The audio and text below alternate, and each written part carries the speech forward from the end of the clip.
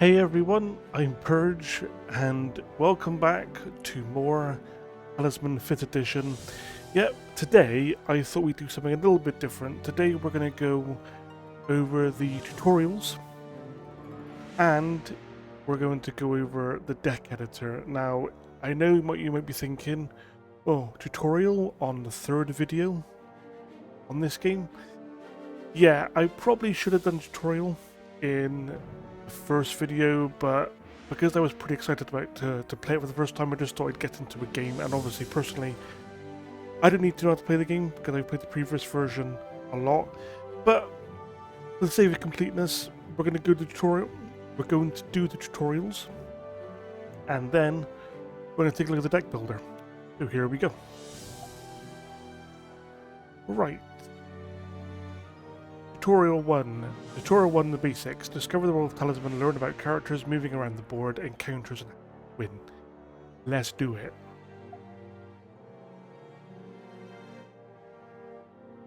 Do it. Okay. Welcome, champion, to the magical land of Talisman. Race other players to the center of the board and vanquish the guardian that defends the crown of command to win. The old world is dead and a new era dawns. Adventurers from every reach of the globe flock to the enchanted land to take up the quest. A champion must claim the crown of command. Perhaps that person is you? Travel the land, take on quests, defend, defeat enemies, find powerful items and useful followers. Only then will you be strong enough to fight for the final confrontation with the Elder Dragon, hopefully claim the crown of command. Okay. Talisman can be played by up to 6 players, each controlling a character on the board. The first character to reach the crown of command and defeat the dragon will win. For this tutorial, you will not have any opponents initially, and you will play as the dwarf. There he is, to the left, on a horse space called Crags, where he starts each game. Each character has their own starting space on the board. The board represents the land of Talisman and is split into 3 regions: outer, middle, and inner. And it's kind of funny that it's the dwarf because obviously I played the dwarf in the first game we played. You'll start in the outer region, but will need to strengthen your character to survive the middle and inner regions. Your dwarf has some starting stats shown next to his portrait at the top left. Strength, how physically strong he is. Craft, how mentally strong he is. Life, how many lives he can lose before he is killed. And fate, how many times he can re-roll the die. Gold, how much he has to spend. Lovely jubbly. You move around the board by rolling a die. The die result is how far you can move in a clockwise or anti-clockwise direction. All of the choices you can make are shown on the right hand side. Roll the die now to see where you can move on your first turn. Right. And it's a 1. You roll a 1. This lets you move 1 space either clockwise or counterclockwise. Your choices are either the plains or the fields. Click on the field space to see what happens if you go there. Yep. You do that. You will draw an adventure card on this space, as shown in the information. Adventure cards contain the event, strangers, followers, enemies, and places and objects you will encounter on your journey. You are the movement option. The plain space is another space that you will draw a card, but now let's head to the fields. For now, let's head to the fields with space selected. Use a travel here choice on the right hand side of the screen. You can also double click there. So you've moved to the field space. When you move to a space, you have 2 options: encounter the space or encounter another character if there is one there. In this tutorial, there are no other characters on the board, so you must encounter the space. This means drawing an adventure card. Draw 1 now using the choice on the right. Okay, there we go. Fountain of Wisdom. When drawn, place 4 craft counters on this card. Each character may drink from the fountain once per encounter and gain 1 craft counter. When all 4 craft counters have been taken, discard the card. Very jubbly. You have found Fountain of Wisdom.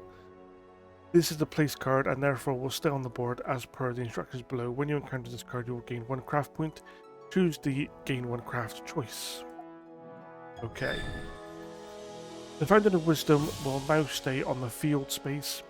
If you land on a space which already has a face-up card on it, you will encounter the card instead of drawing a new card. For spaces which state draw more than one card, you will draw enough to make that total. Okay. Complete this round using the end turn choice on the right. It's now your second round of the game and time to move on. Roll the die again to see where you can move. Okay. Got a 5. Roll a 5, let's continue in the direction and head to the graveyard. As before, select the graveyard space and choose to travel here, choice to move there. Do like that. Lovely. You are now at the graveyard. Spooky. On this space, you do not draw adventure cards, instead you follow the instructions on the spaces shown below. The dwarf starts with a neutral alignment, though you can choose a different starting alignment and so will gain 1 fate from the graveyard. Choose continue to encounter the graveyard now, gain a fate. Right. Fate measures your character's luck and fortune. You can spend a fate point to reroll a die you just rolled, but you must accept the new result. You can also spend fate after you rolled for a movement die for movement to allow you to move up to 6 spaces away. Let's try that now. End your current turn and then roll the die for your next turn. Okay. We got a 4. You rolled a 4, but let's try and get to this ruined space as it allows you to draw 2 adventure cards. You do that by spending the fate point you just gained to move up 6 spaces away, as long as there are no other characters there. Select the pay 1 fate to move up to 6 spaces. Choice on the right, and then move to the ruins. Okay. It won't need double click right now. Oh, interesting. There you go. You are now at the ruins. This space allows you to draw 2 adventure cards unless there are already face-up cards here. If there is already 1 card here, you may draw 1 new card. If there are 2 cards here, then you will not draw any new ones and will encounter the 2 already here. Draw 2 adventure cards. Okay. We got a sword. We got a guide. You have drawn a sword and a guide, very useful. The guide is a follower and can be taken with you on your journey. Read this card to see which benefits he provides. The sword is an object card and can also be carried to give you a bonus in battle. You can only carry a maximum of 4 objects. Right. Take both of these cards into your inventory and then end the turn to complete the tutorial. Okay. Take. Well done, you've learned how to move around the board, encounter spaces, find useful objects and followers, plus increasing your stats.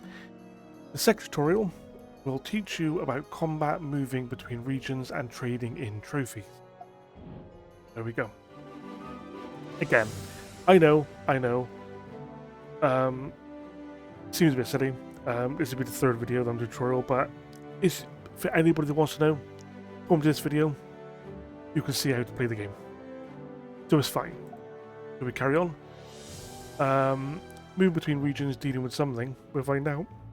Our dwarf continues his journey and starts his tutorial with the guide and sword he found previously. Starting in the city this time, he'll make his way into the middle region where things can get tough. Start by rolling the die for your movement. Okay.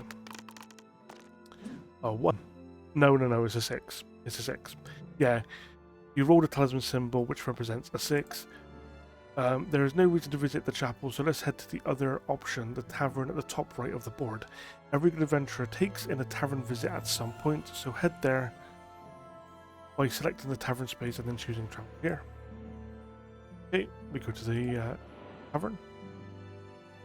The tavern welcomes all adventurers and many things can happen here. If you can afford it, you can pay 2 gold to the ferryman and cross the river to the middle region. However, currently you only have 1 gold. There. So you roll the die instead to see what happens. Right, let's do it. We rolled a 1. You go into a brawl, accept this result by selecting the continue choice to the right. On the right. And we lose a life.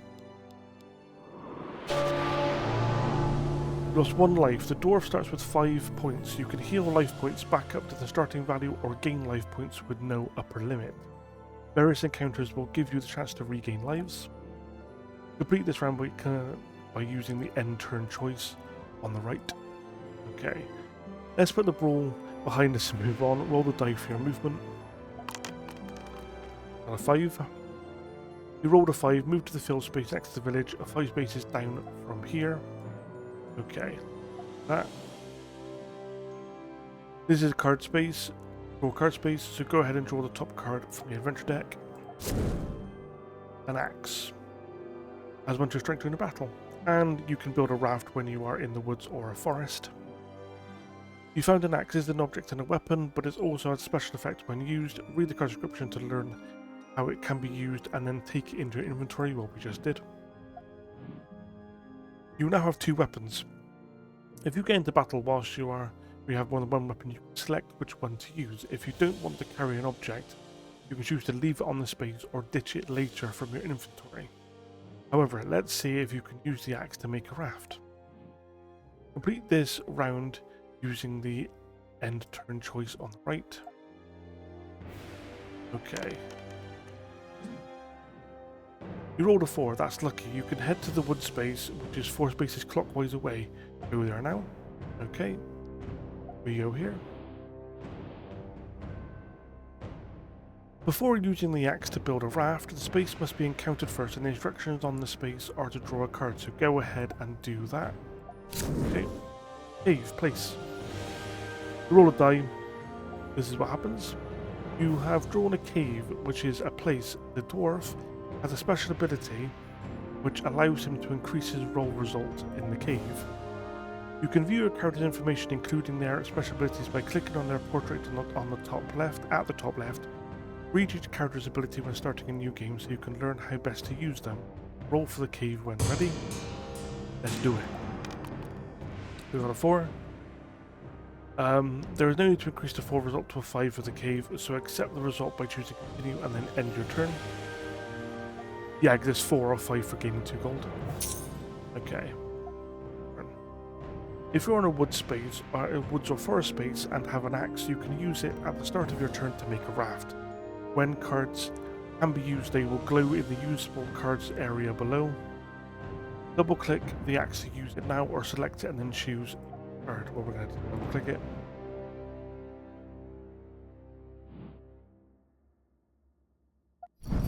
Lovely jubbly. You built a raft. The raft can be used to move across the river to the middle region. It is then discarded. This is one of many ways to move between regions. Yeah, of course. So obviously, oh yeah, I was going to say it actually. Another way is by passing a sentinel. You must defeat the mighty sentinel in battle if you are moving from the outer to the middle region via the sentinel. You do not need battle sentinel when moving out of the middle region back to the outer space. And to be honest, if you can avoid a fight with a sentinel, you should, because you get nothing for it if you win. You just get to the middle inner region. Middle region, I should say. Another way to bypass sentinel is to evade it. The guide follower you have with you allows you to do this. So having the guide gives you the freedom to move between the outer and middle regions. Nice. Instead of rolling the die for your movement, use the raft instead to move across the river. In the usable cards area below, double click the raft just like you did with the axe. You can then move across to the space opposite on your next turn.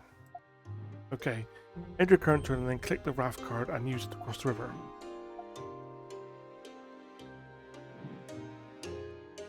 Like so.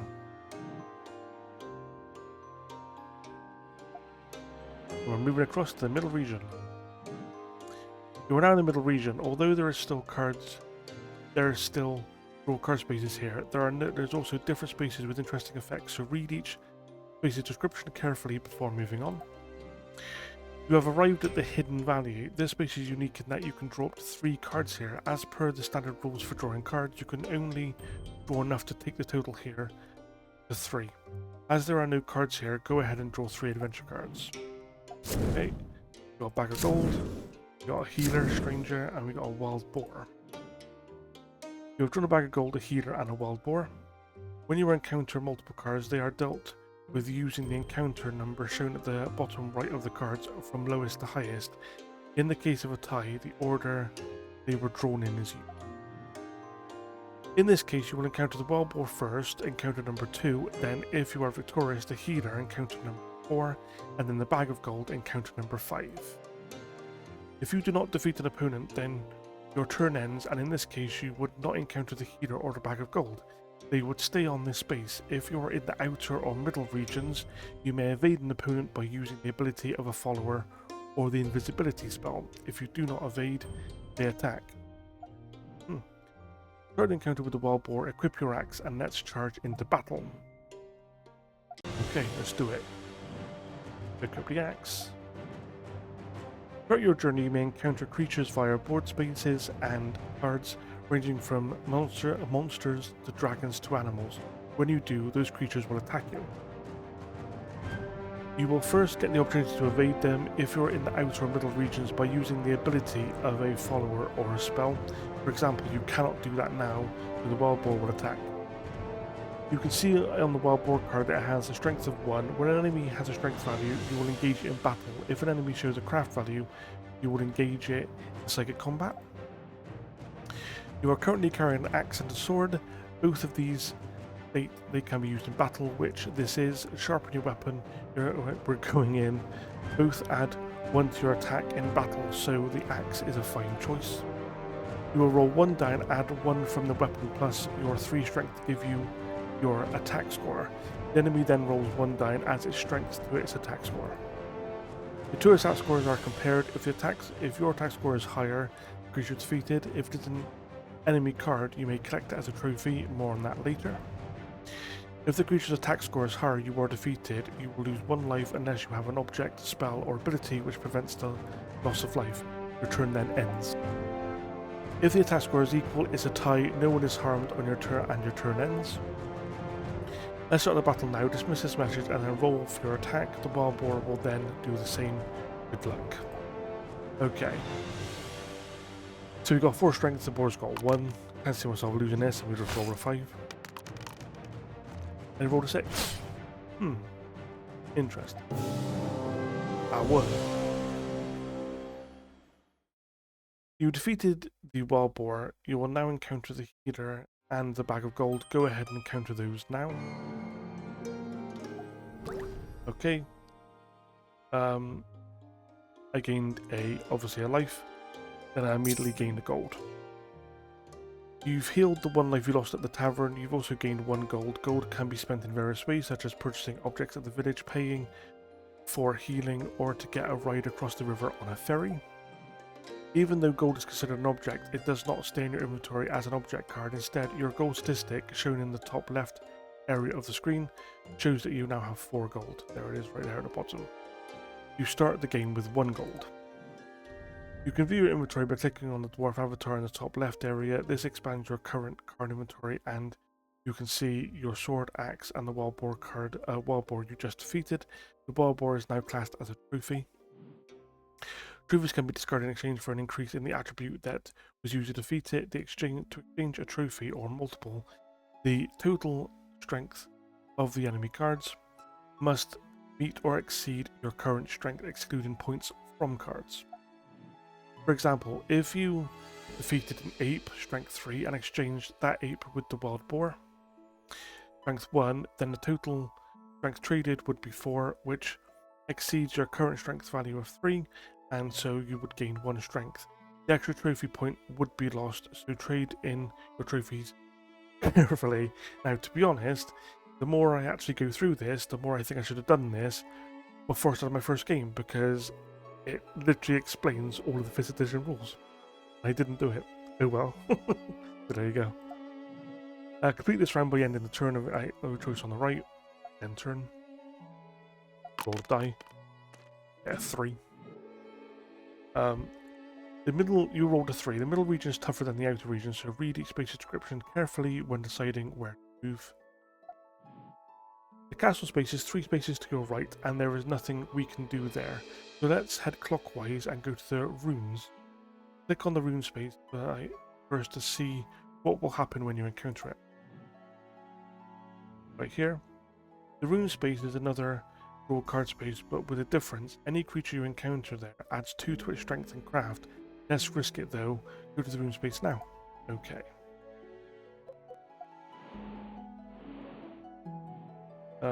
Right. Let's Jubbly. Okay. You arrived at the ruins. Draw an adventure card now. Let's do it. A lemur. A 3 craft. Insert, you've drawn a lemur. This restless spirit spots you and attack. The lemur is an enemy as the wild boar was, however, it is the subtype spirit. This means that you will engage the creature in psychic combat, not battle as before. Psychic combat works in the same way as a battle, but your craft attribute is used instead of your strength. You will roll 1 die and add your craft plus any bonuses from cards to calculate your attack score. The lemur has a craft of only 1, but is gaining 2 because of the effect of the rune space. Start the psychic combat now and good luck. Okay. Oh, evenly matched. On 3. Call it 3. Okay, so it's a standoff. There you go. End of turn. You had a standoff with the lemur. When you and your opponent have an equal attack score, it is considered a standoff and no one wins. The lemur will stay on this space until it is defeated. This concludes the second tutorial. Love you, Jubbly. Okay, let me quickly look at this. Right, okay. Off. Yeah, okay, that's fine. Alright. Tutorial 3, encountering other players, dealing with death, other players, carry limits, casting spells, winning, and more. Okay, let's do tutorial 3. Let's do it. In the tutorial, you'll have an opponent worry about the warrior. They start on the tavern space and have the same goal as you. Get to the Crown of Command and defeat the Elder Dragon. When you have moved and encountered the space or character you have landed on, your turn ends and play moves down the list of players over on the left. The next player then takes their turn until all players have had their turn. This is called a round. Start by rolling the die for movement. Okay. So we got a 1. You rolled a 1. Move to the playing space that is to the right of your current location and then encounter the space drawing an adventure card. Okay. Shield. If you're defeated in battle and lose a life, roll 1 die. If it's a 5 or 6, the shield protects you and you retain that life counter, though you still lose the battle. Okay. The shield very useful. If you lose a battle, remember that the battle is a fight that uses your strength, and psychic combat is a fight that uses your craft. You can use the ability of the shield and roll 1 die to see if the shield protects you. Take the shield now. Of course. End your turn and then the warrior will take her turn. Okay. Oh, 1. Oh. Okay, the warrior has moved to your space and has chosen to encounter you. Throws her weapon and approaches menacingly. Unless a character has an ability that allows them to interact with you in a different way, the thief stealing from you, for example. Funny, because I had a thief in the game, in the first game I played with it. Combat will take place between the two characters when encounter character is chosen. Okay. Battle me.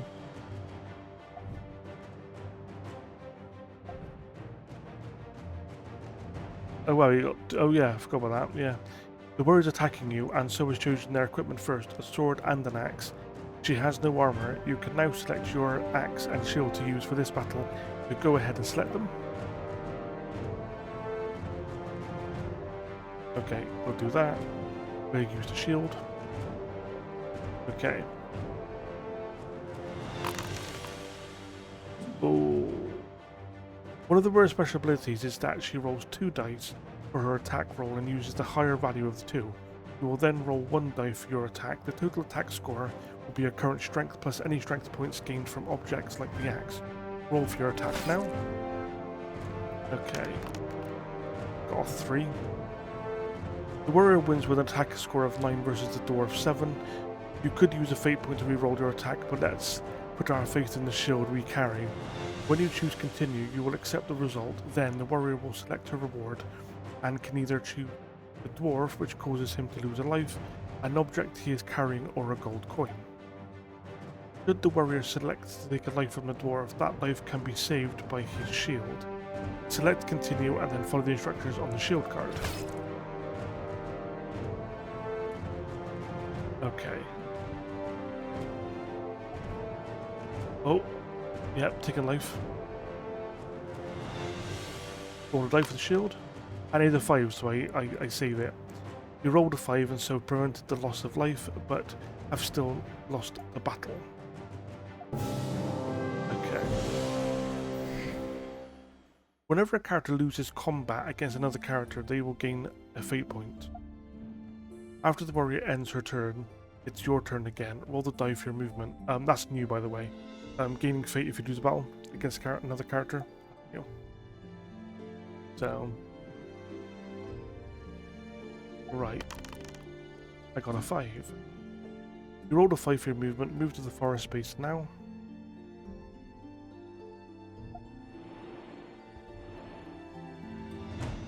You have arrived at the forest. On this space, roll 1 die and check the results as described on the space. The guide follower you have allows you to not roll here, but let's roll anyway. Okay. Roll. 2. You rolled a 2 and I've been tapped by a brigand. However, unfortunately, you only had 1 life point remaining, so you are defeated. Continue your turn. Ooh.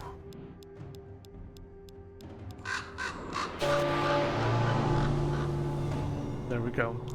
When you lose all your life points, the following happens. Your turn immediately ends. Your character is placed at the village.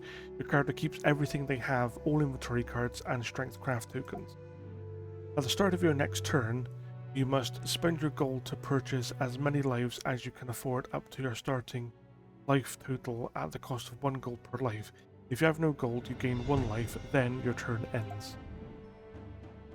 There we go. And again, I should have, I'm the tutorial. I should have just done it in the first video, but oh well. I'm doing it now. Talisman. The warriors found a talisman. The talisman is required in order to move to the very center space of the board at the Crown of Command. There are several ways to find a talisman, including complete a Warlock's quest gained at the Warlock's Cave in the Middle Region, find one in the adventure deck, as the warrior just did, various card or board space encounters still one for another player. Nice. Okay. You have been revived at the village and now have 1 life point. All you can do here is end your turn, so go ahead and then play will pass back to the warrior.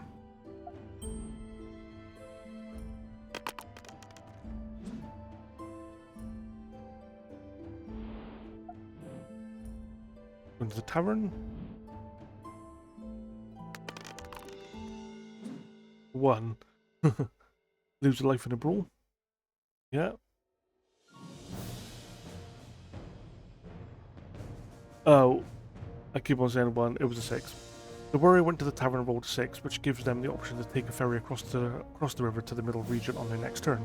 This is one of several ways to move from the outer region to the middle region. Okay. Let's see if you can get our dwarf into the middle region too by heading clockwise 3 spaces to the woods. Go there now. Okay. Adventure card. A wand. If you ever run out of spells, you may immediately draw a new spell, so long as your craft allows it. Okay. Take the object. Draw a spell. Healing. Cast at any time. Heal any 1 card, including you, up to their starting life value. Very nice. You found a wand. This is a magic object will allow you to draw a top card from this spell deck whenever you have no spells and as long as your craft allows. In Talisman, any character can cast spells as long as they have enough craft. Craft represents a character's intelligence, wisdom, and magical ability and is displayed near your character's portrait. There it is right there. Craft also determines how many spells you can have. Spells are normally gained as the result of encounters. The effect of a spell and when it may be cast are detailed on the individual spell cards. The number of spells that a character can have at one time is limited by the character's craft. So 1 to 2 craft, no spells, 3 craft, 1 spell, 4 to 5 craft, 2 spells, and 6 plus 3 spells. Casting spells is optional. You may keep them for as long as you like before casting them. A spell can only be cast if there is a valid target. Once a spell is cast and its effect is ended, it is discarded. The maximum number of spells you can cast during a turn is equal to the number of spells started the turn with. To cast a spell, click the spell in the play area below and choose Use Card. Spells will glow when they can be cast, as the number of spells you can cast per turn is the same as the number you started with. You cannot cast a sealing spell just yet. End your turn now.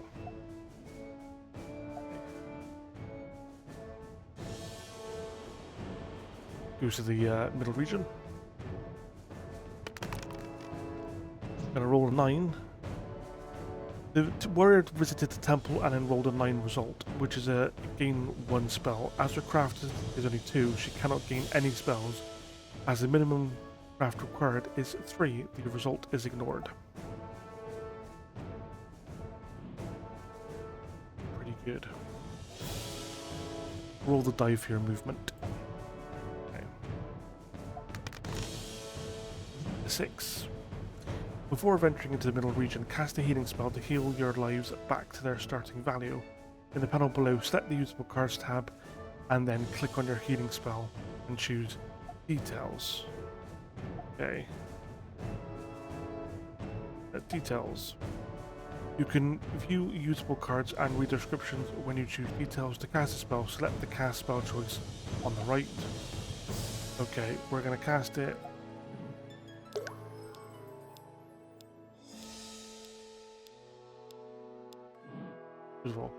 The healing spell can only be cast on a character who has fewer lives than the amount they started with, currently just the dwarf. So in this case, you do not select a target character.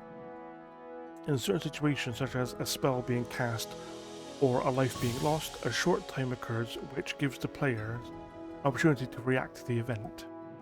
The dwarf now has all of his lives back and is ready to head to the middle region. Also, the wand allows you to draw a new spell. You rolled a 6 for your movement. Head to the hidden valley in the middle region, which is only 3 spaces away, by using the pay 1 fate to move up to 6 spaces choice on the right and then moving to the hidden valley space. First, draw your first spell, your new spell, then use the pay 1 fate choice and move to the hidden valley. Use the guide card by selecting it when it appears to evade Sentinel. Okay. You draw a spell. It's a random spell. Anytime cast on any one character to roll 1 die, become a toad, lose all strength, lose all craft, lose all gold, gain 1 strength, gain 1 life, except starter value. So yeah, you can never go below your base value of strength or craft, or in other words, your starter value. So you pay a fate. We go to the hidden valley, we travel here. We use the guide.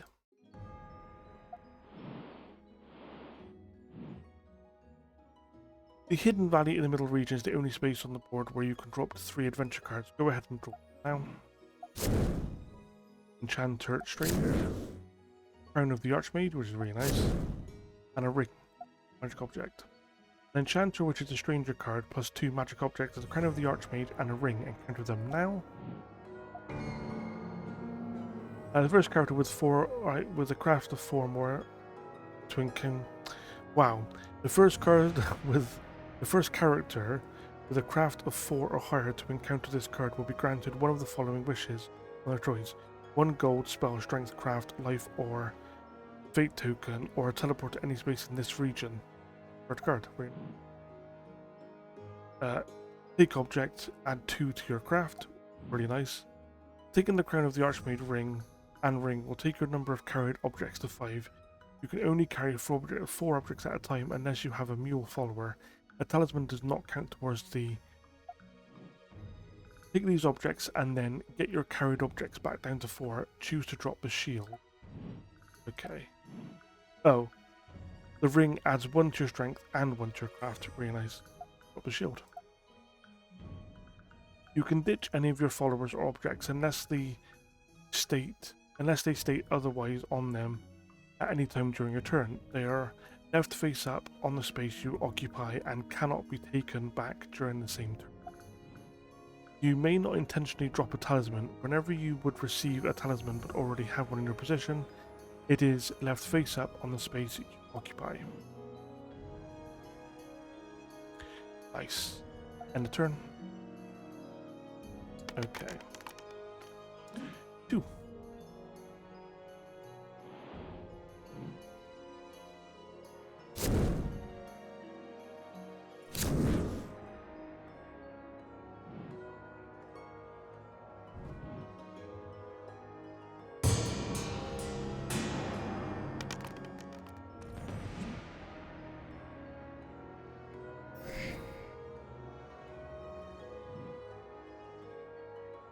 The spell you drew after casting the healing spell is called Random. This spell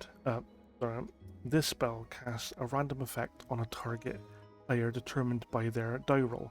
Cast it now by clicking the card below and choosing details, then select the cast spell choice on the right. Select the warrior as the target. Okay.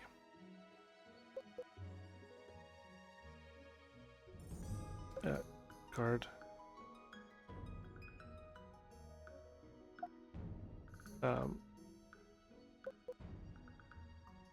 Wait a minute.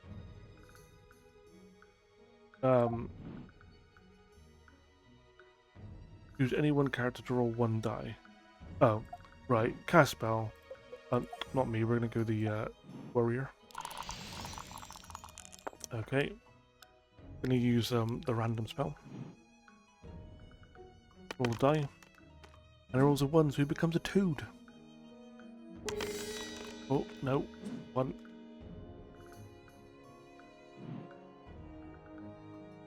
Despite using a fate point to reroll their die, the warrior has been turned into a toad. The character may be transformed into by various board spaces or card encounters. As a toad, you will be weaker, though this effect only lasts for 1 turn. If you become a toad, you can only move 1 space per turn and must follow the same rules of space and character encounters. You may not gain or cast spells, though you keep the spells you had before you became a toad. You may not use any of your character's special abilities. Your strength is 1, your craft is 1. You may not use gain counters to add to your strength or craft. You may not lose, use, or gain objects, gold, or followers, though you keep the ones you had before you became a toad. You may not use or gain fate, though you keep the fate you had before you became a toad. You keep any trophies you have and can still earn trophies. Trophies cannot be traded in whilst you are a toad, however, and you cannot benefit from or gain any additional strength or craft counters, though you keep the ones you had. If you lose any lives as a toad, you do not get them back when you turn back in character. The rules for toads are slightly different in this 5th edition of Talisman. If you prefer the harsher 4th edition toad rules, you can enable the Dire Toad house rule when setting up a game. Roll the die for your movement. Lovely job, that was a really good explanation actually. Roll a spell. Another random spell. Ooh. Roll a die. Another 6. One way to gain a talisman which is required to win the game is to go to the Warlock's Cave and complete a quest for him. Travel there now.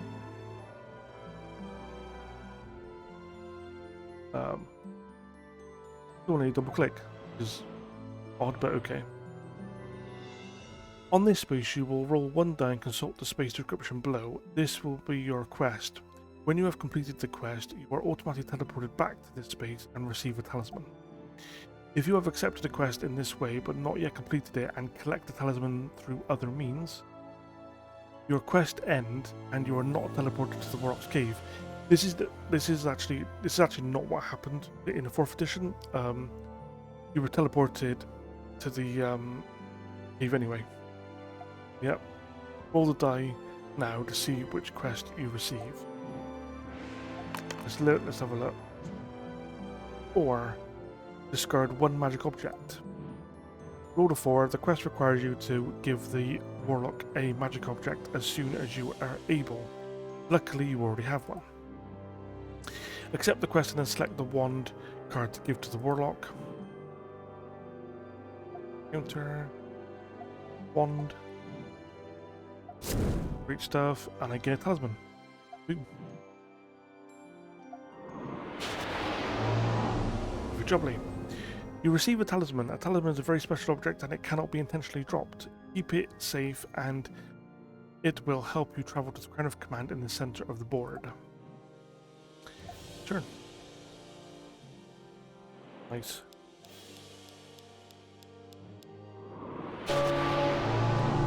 The warrior could only move one space as a toad and so had to encounter the desert space, where characters will lose a life unless they have a water bottle. No magic belt, add 1 to strength. Can pick it up. With some increased statistics, powerful items and a talisman in his pocket, the dwarf is almost ready to head to the final encounter with the Elder Dragon. This concludes Tutorial 3. You should now have enough knowledge to play a full game and create your own stories. Good luck, have fun, and remember, every adventure has highs and lows, so make sure you roll with the dice no matter what comes up. Okay, now on to the last one. How long have I been recording for actually? 41 minutes. Okay, maybe I won't do the deck editor in this tutorial. Maybe I'll do it next time. So, okay. Or maybe I will. I said it now. Tutorial 4, what's new in 5th edition? Experienced Talisman player? This tutorial explains what's new in this edition. Let's do it.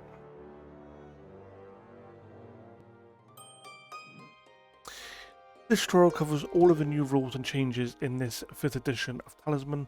Players experienced in previous editions will find the new changes help speed up the game and generally improve the flow. There are many cards and board spaces which have changed, so explore the game yourself to discover those. This tutorial will highlight the major changes you need to be aware of before starting a new game. Talisman 5th edition takes place in the 11th era. In the previous era, the Great Wizard Steranimus won the Crown of Command after a long epoch of darkness. He returned life to a broken realm before disappearing, disgusted by a lack of gratitude from the speaking peoples.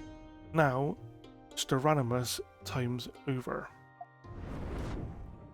The talismans have returned and the portal of power has closed, awaiting the few who might reopen it on the plane of peril. An older dragon guards the Crown of Command and its dread voice calls all who dare to seek the ultimate power. A champion must claim the Crown of Command. Perhaps that person is you.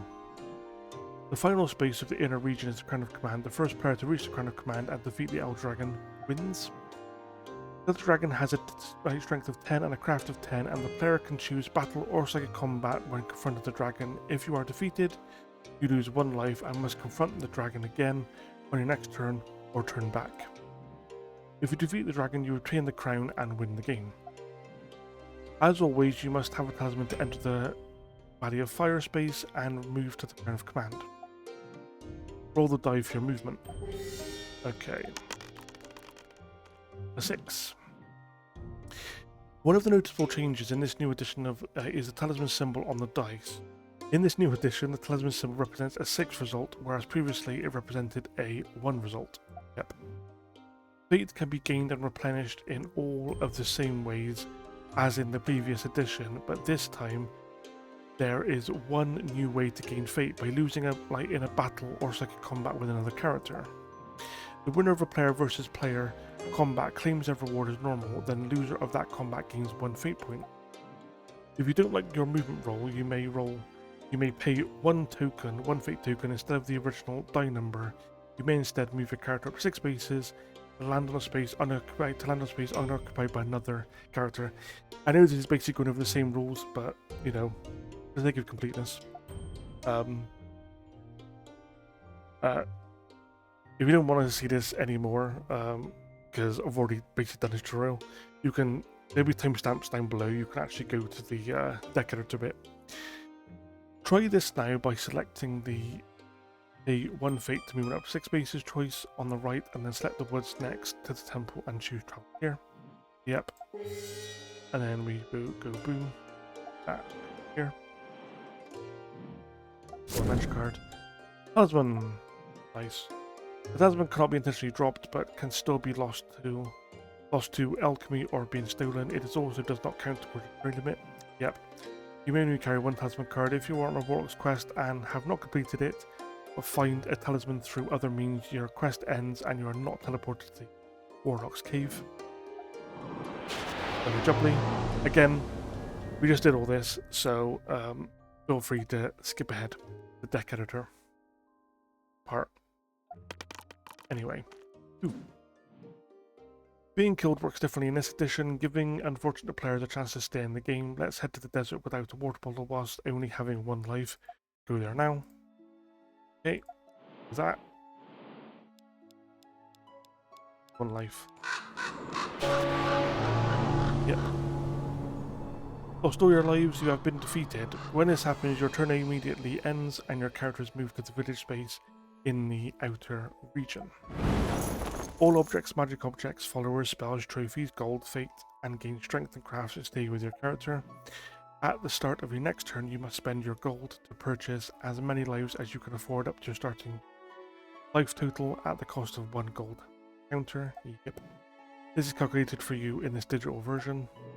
If you have no gold when you lose all your lives, you will gain 1 life point. After regaining lives, your turn ends. Okay, 6 again. Let's go and attack the hobgoblin that's wandering the fields near a space ahead. Head to the tavern now and see if he's a friendly wizard. Head to the tavern now and see if a friendly wizard will help you get there. Okay. The tavern offers a new option in this edition. You can pay 2 gold to a ferryman to cross the river to the temple space instead of rolling to see what happens. For now, roll for the tavern space as normal. That's interesting. You can just pay to go there. That's cool. And I got a 5. Instead, indeed, a wizard offers to teleport you to any space in this region. Very convenient. End your turn and on your next turn, teleport to the field space where the hobgoblin is. In a turn. There's the hobgoblin. You travel here. Combat hasn't changed in this edition, so go ahead and take on the hobgoblin. Okay. 3 strength, 3 strength. Roll a die, I roll a 6. Beautiful. Rolls a 4, I win. I like the art. Again, I just really like the art of this version. It's cool. Trading in trophies is handled differently in this 5th edition and scales with your character so that it is easier to gain strength and craft earlier in the game and harder to do later in the game. Extreme trophy or multiple, the total craft strength of the enemy cards must meet or exceed your current strength craft, including gained strength craft, but exceeding strength craft cards. If your strength was 6, you could exchange 1 goblin strength 2 and 1 serpent strength 4 together to receive 1 strength point. If your strength was 6 and you exchange trophies totaling 6, doing more than 6, the excess points are lost and a statistic can only be increased by 1 point with each trophy exchange. Even if you handed in 12 points of strength enemies, you would not gain 2 strength, just 1. So plan your trophy trade-ins carefully. If only I knew that in the last game, in my actual game, when I traded in, and I should have got 3 strength points, not 1. So I should have done this. Select the trade trophies choice on the right and trade in your hobgoblin for 1 strength point and then end your turn. Trade in the hobgoblin as you do, 3 of 3. And a turn. Being turned into a toad is never a pleasant experience, but this is new in a new edition of Talisman. That experience has been slightly less painful. Head to the city space and encounter the Enchantress. Okay. We know this, but again, you can skip. We can skip forward. Counter, oh. Counter. When we get a 1, so we turn to a toad. Like so. If you become a toad, you can only move 1 space per turn and must follow the same rules of space and character encounters. You may not gain or cast spells, though you keep the spells you had before you become a toad. You may not use any of the character's special abilities. Yep, your strength is 1, your craft is 1, you may not use gained counters to add to your strength of craft. You do not lose, use or gain objects, gold followers, though you keep the ones you had before you became a toad. We basically like literally done this. Yeah, it can't use trophies. Play different position. If you prefer the harsher rules, you can change it. Yeah. Continue to next turn. Where the hobgoblin was. Okay. Go here. We draw a witch. Interesting. Well, look at that art. Roll. We got a 6. Replenish fate up to your starting value. Fate value. That's pretty nice. After being a toad for 1 turn, you return to being your original character. When you set up a new game, you can select the alignment of the character you are choosing. All 3 alignment choices, good, neutral, and evil, are available for all characters unless a special ability states otherwise. Have fun exploring the new changes in Talisman. A whole new world of adventure and mystery lies before you. I just got an achievement for doing that tutorial, the 4th one. There you go. Now, it is apparent that I should have done these tutorials, or at least 4th one, before starting that first game, because obviously it was a little bit rocky. For instance, I obviously didn't know that a talisman symbol represented a 6 now rather than a 1, and etc, etc. I should have done that first, but there we go. We did it now, so hopefully you found that helpful. Next up, now, we'll take a quick look at the deck editor. Right.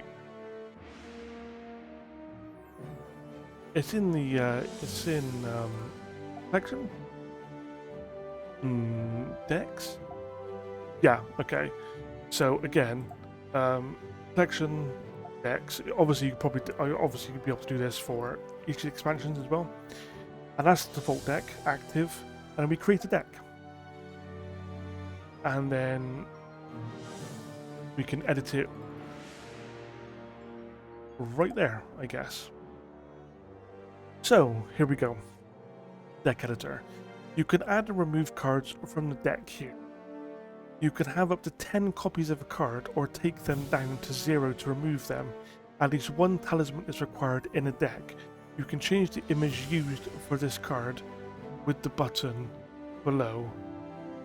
Deck statistics are shown on the left. Well, you can change the image used for this deck. Oh, with the button below. Okay, right. Let's have a look at the... Oh, interesting. You can actually use anything. So all cards 146. Oh, so it shows no cards?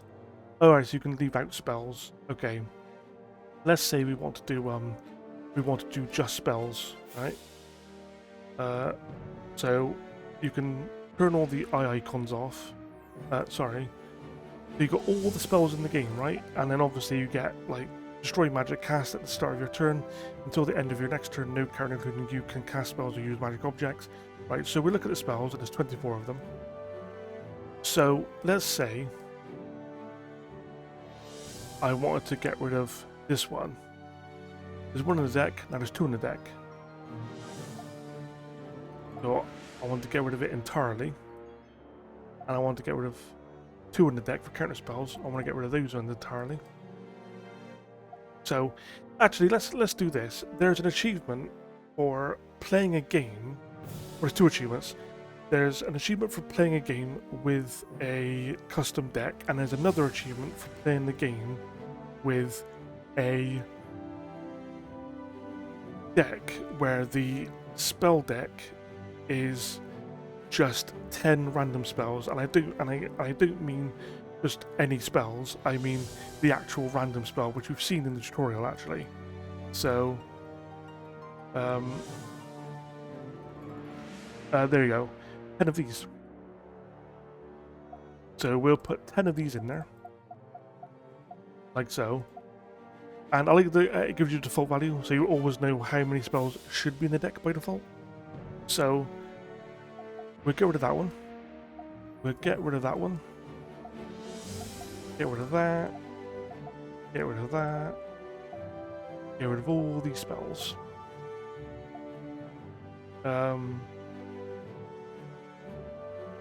does it mean by clear all? Clear all?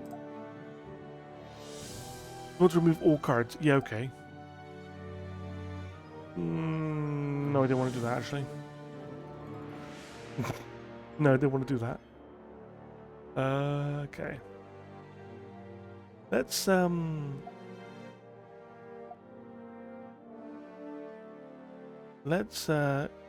do we put all the cards actually back? Okay, what I'm gonna do. You know what? Right. We're gonna delete this deck. Yeah. We're gonna create a deck, we're gonna go back in there. Okay. We're just gonna look at the spells. Well, just gonna look at the spells. Okay.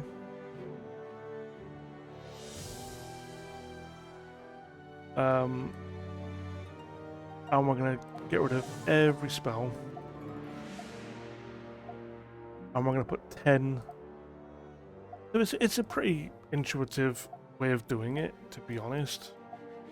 It'd be interesting to say, like, have a game with just one talisman in the entire game. So everybody's actually after the talisman. That's pretty cool. Let's do this. Do that. Do that.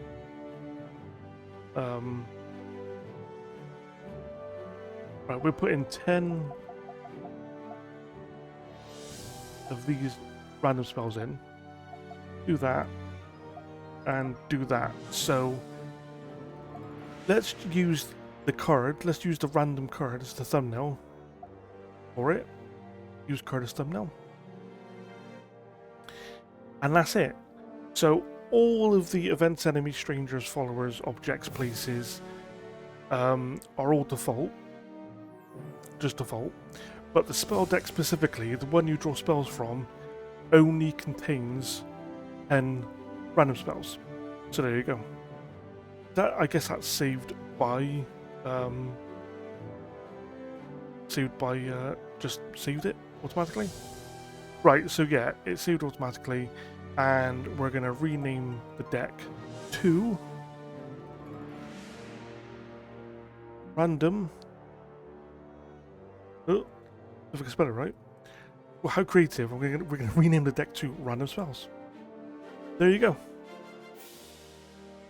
Job done. And now that spell deck is active.